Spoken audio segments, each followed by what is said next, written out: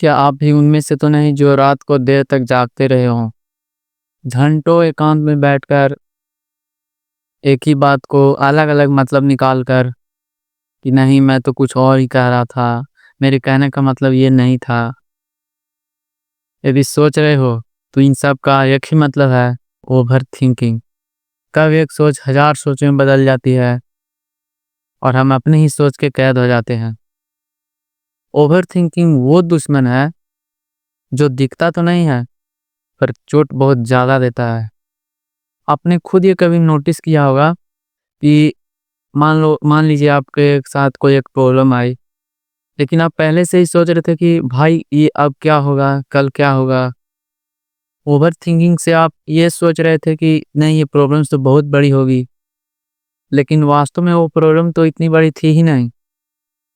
तो आप केवल ओवरथिंकिंग में उस प्रॉब्लम को उतना बड़ा सोच रहे थे कि मैंने ये बोल दिया है, अब कल क्या होगा? मैं ये कर दिया, अब कल क्या होगा?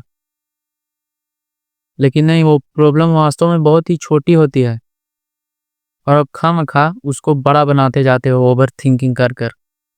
कई लोग तो ओवरथिंकिंग में खुशी को ढूँढते हैं, केवल ये सोच कर कि अब बंगला आ गया, गाड़ी आ गया भाई, और उसी में ओवरथिंकिंग करते रहते हैं। चलिए ओवरथिंकिंग से बचने के कुछ उपाय को जानते हैं। सबसे पहला उपाय है सेट टाइम फॉर थिंकिंग। आप सोचने के लिए एक निश्चित समय निर्धारित कीजिए कि नहीं मुझे इतना ही टाइम तक सोचना है, बाद बाकी फिर उस काम को कर देना है मेरे को। ये नहीं कि 1 दिन, 2 दिन, सप्ताह, महीना, पूरा साल भी सोचते रह जाते हैं कितने लोग और कुछ नहीं कर पाते। 20 टू 30 सेकंड रूल बनाइए। अब कैसे? चलिए एक एग्जांपल से समझते हैं। अब मान लीजिए आपका 1 मंथ बाद एग्ज़ाम है और आपके एक दोस्त ने कहा, "यार ये बुक ले ले, इसी बुक से एग्ज़ाम में अधिकतर क्वेश्चन्स आते हैं।" और फिर आपका दूसरा दोस्त मिला जो बचपन का था। अब वो बोल रहा है, "भाई इस पब्लिकेशन का बुक ले ले, बहुत बढ़िया रहता है। इससे भी एग्ज़ाम्स में आते हैं। ये अच्छा पब्लिकेशन का है, इसे ही तू खरीद।" अब आप बैठकर सोचते रह गए कि कौन-सा बुक लूँ, ये लूँ, वो लूँ। अब 1 महीने बाद आ गया एग्ज़ाम और वो दोनों दोस्त थे भाई, उसी किताब से पढ़ाई कर ली और आप ना ये किताब ले पाए, ना वो किताब ले पाए। वो दोनों तो तैयारी कर लिए भाई और आप केवल ओवरथिंकिंग में ये आज लूँगा, कल लूँगा, कौन-सा लूँ? ऐसा मत करो। मैंने परफेक्शनिज़्म पे पहले भी वीडियो में बात की हुई है।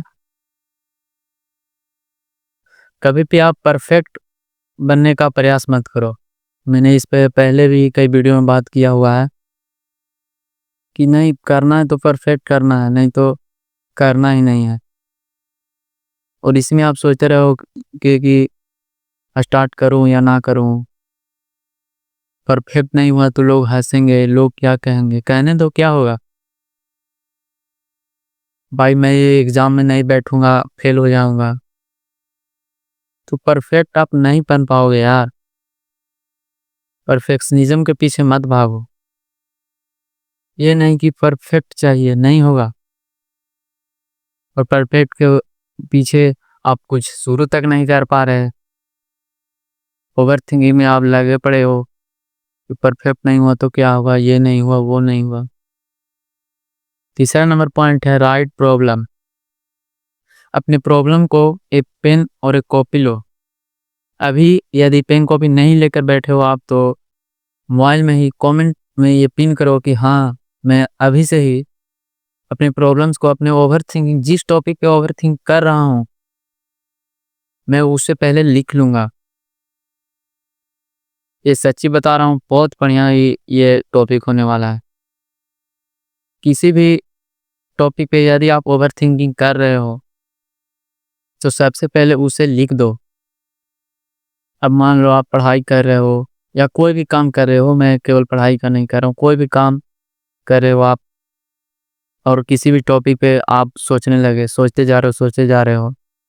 कब एक सोच हजार सोचों में बदल गई आपको पता भी नहीं चला। तो उस टॉपिक के पहले लिख दो अब मान लो आपको दोस्त से झगड़ा हो गया है, उसके यदि आप मनाना चाहते हो या मनाने लायक है तो उसे बात करो, मनाओ, नहीं तो खत्म करो भाई वहीं पे। बाद में देख लें, क्यों ओवरथिंक कर रहे हो एक ही टॉपिक पे बार-बार। दूसरा है, यदि आप किसी को एग्ज़ाम्स को लेकर टेंशन है कि मेरे तो एग्ज़ाम्स आने वाले हैं, अब मैं क्या करूँगा? तो पढ़ाई करो, और क्या ही कर सकते, तुम्हारे हाथ में जो करने लायक है उसे करो। ओवरथिंकिंग से तो एग्ज़ाम में पास नहीं होने वाले। पास होगे तो पढ़ाई करने से, मार्क्स आएँगे तुम्हारे पढ़ाई करने से, ओवरथिंकिंग से आएँगे? ये तो दिन-रात भाई ओवरथिंकिंग ही करते रहता है सब कोई, और टॉपर सबसे अधिक मार्क्स लाने वाले और टॉपर कौन? तो ये सबसे ज़्यादा थिंकिंग किया था इसने। ऐसा होता है? तो फिर पढ़ो, ख़त्म करो ओवरथिंकिंग को, ज़्यादा से ज़्यादा मौक लगाओ। थैंक यू मेरे भाई, वीडियो को यहीं तक अंत करते हैं। उम्मीद करता हूँ वीडियो पसंद आया होगा। बहुत लोग तो शुरुआत में ही बैकग्राउंड देखकर चले गए होंगे। कोई बात नहीं, मेरे पास बड़ा स्टूडियो तो है नहीं, लेकिन आप लोगों को ये वीडियो से सीख मिली होगी तो लाइक और सब्सक्राइब ज़रूर कीजिएगा। Thank you.